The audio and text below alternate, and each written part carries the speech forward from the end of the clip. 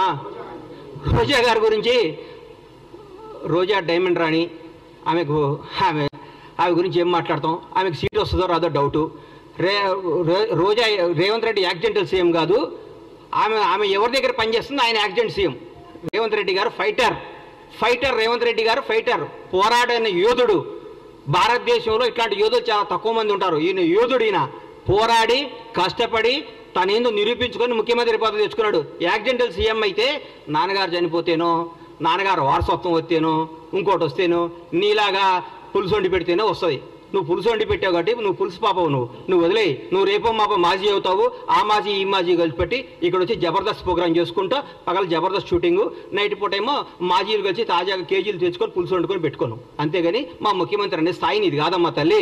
నువ్వు ఈ స్థాయి కాదు, నువ్వు ఐటెం రానివి, నువ్వు ఐటెంలానే ఉండు.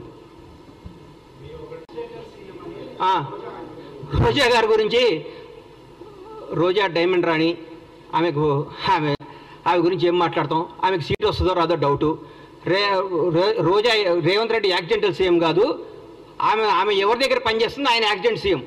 రేవంత్ రెడ్డి గారు ఫైటర్ రేవంత్ రెడ్డి గారు ఫైటర్, పోరాడిన యోధుడు.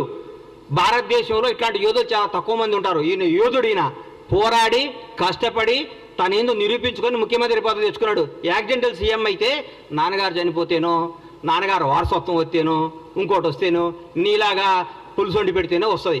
నువ్వు పులుసు వండి పెట్టావు కాబట్టి నువ్వు పులుసు పాపవు. నువ్వు వదిలేయి. నువ్వు రేపో మాపో మాజీ అవుతావు. ఆ మాజీ ఈ మాజీ కలిసి పెట్టి ఇక్కడ వచ్చి జబర్దస్త్ ప్రోగ్రామ్ చేసుకుంటూ పగల జబర్దస్త్ షూటింగు, నైట్ పూట ఏమో మాజీలు కలిసి తాజాగా కేజీలు తెచ్చుకొని పులుసు వండుకొని పెట్టుకోను. అంతేగాని మా ముఖ్యమంత్రి అనే స్థాయి నీది కాదమ్మా తల్లి. నువ్వు ఈ స్థాయి కాదు, నువ్వు ఐటెం రానివి, నువ్వు ఐటెంలానే ఉండు.